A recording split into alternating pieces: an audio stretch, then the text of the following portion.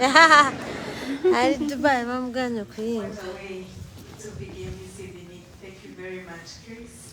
And thank you very much, everybody that is out here. Bobi just got released from detention where he was held for 13 hours at an immigration in Dubai. He had gone to Dubai to have a concert to collect funds to transport back the many girls who are stranded in Dubai.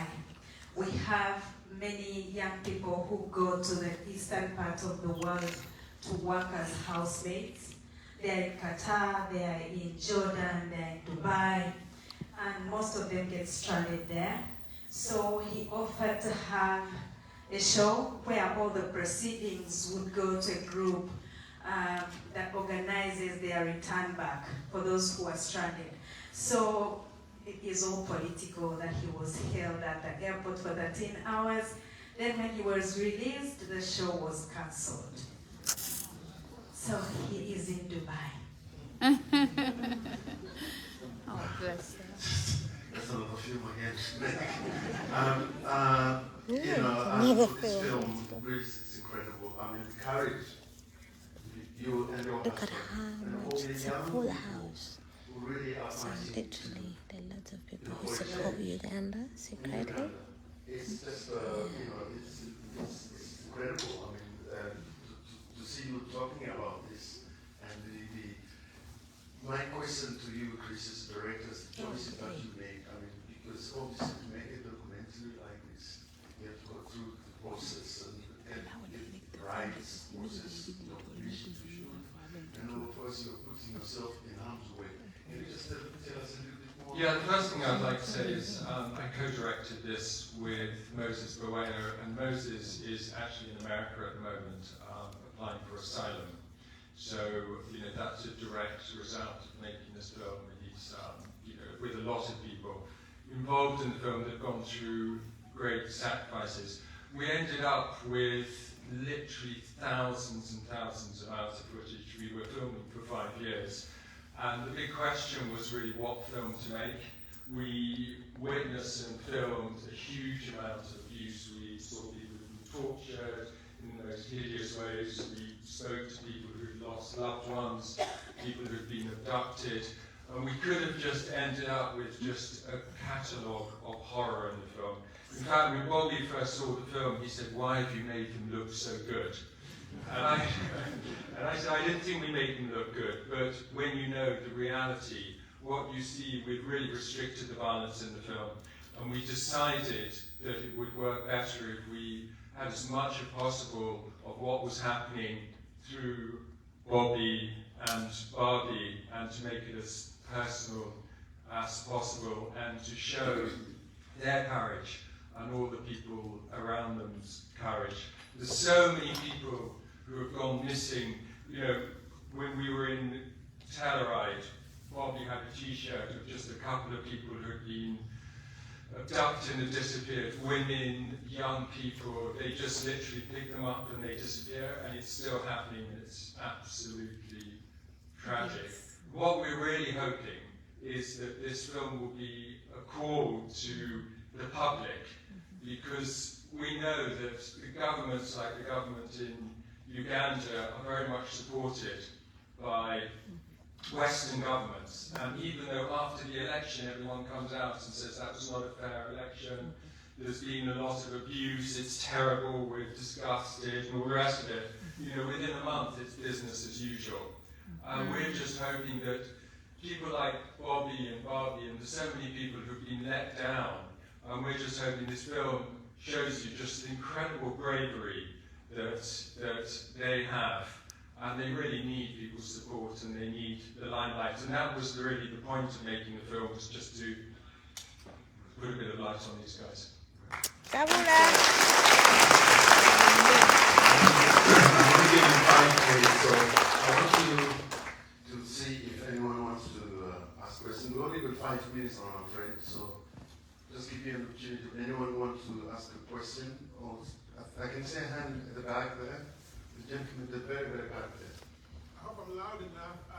I just wanted to say, I just hope that there are some British politicians here. I really praise you because the UK seems to think that business as usual in Uganda, as Christopher said, and I think it's very, very sad that the UK government has to do something because without funding from here and political support indeed, I know that people in the House of Lords, House of Parliament who've got interest in Uganda, and to be honest, conflict of interest, yes, but the challenge is the government needs to listen to us people of Ugandan origin, British Ugandans, who are here, because we feel the pain.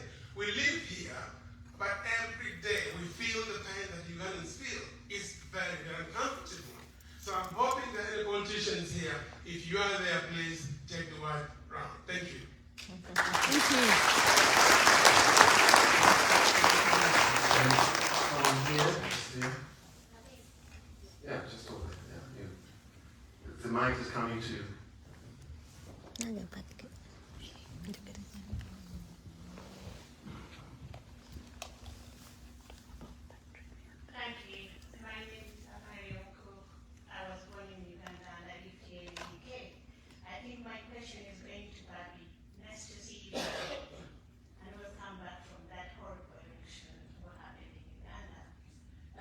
We've seen Bobi going all over the world. Is there any chance for Bobi to come here in the UK and watch this film together with him? Because Yeah. is there any reason why we can't see Bobi here in the UK? Thank you very much. Thank you. I'll answer that question. Bobi will come to the UK. You will see him.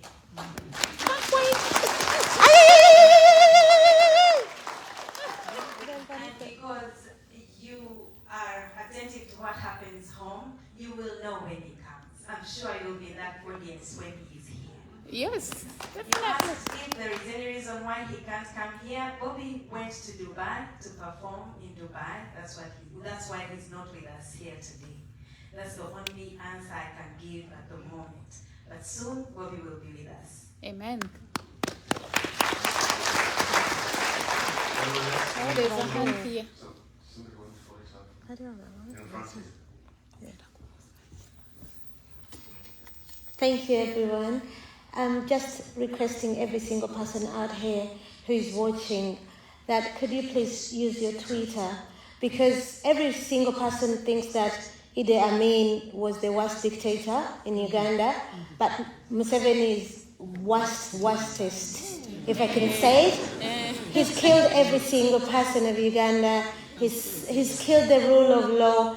If please everybody put it out there, because Ugandans are dying. A Ugandan, over 12 mothers die every single day because Museveni is stealing the money in Uganda.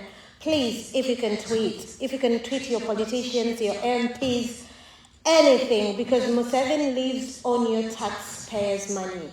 Yes. He's given money. I heard 2 days ago that he was given money, £1 billion from the UK to make roads.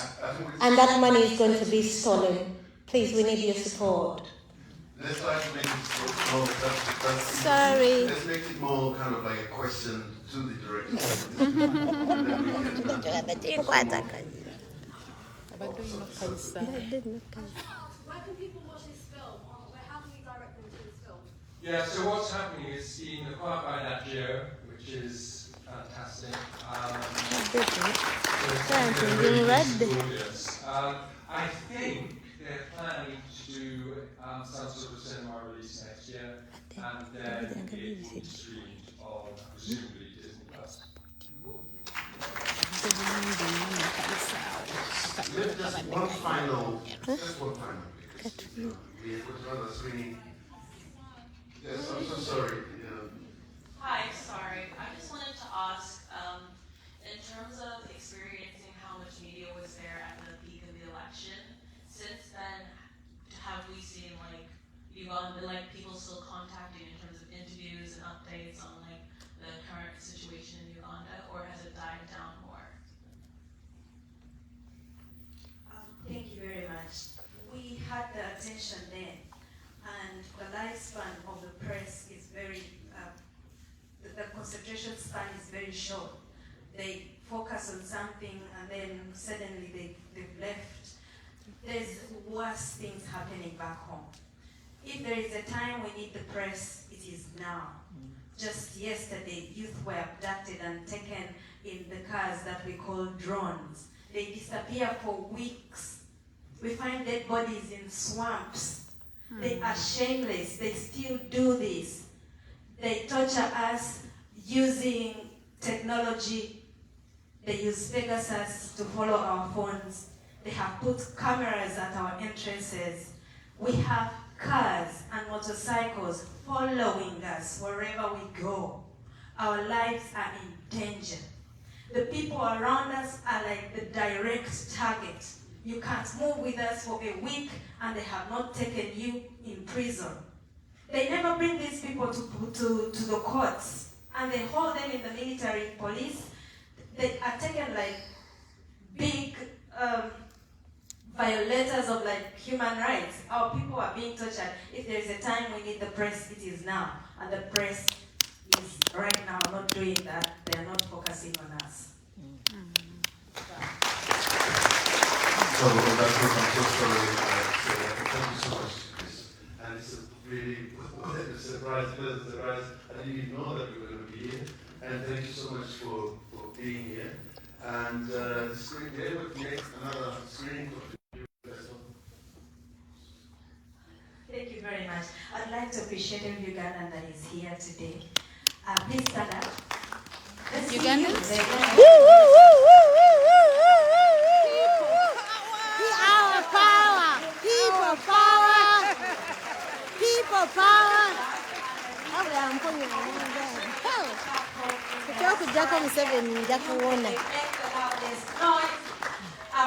power! Our power! Our power!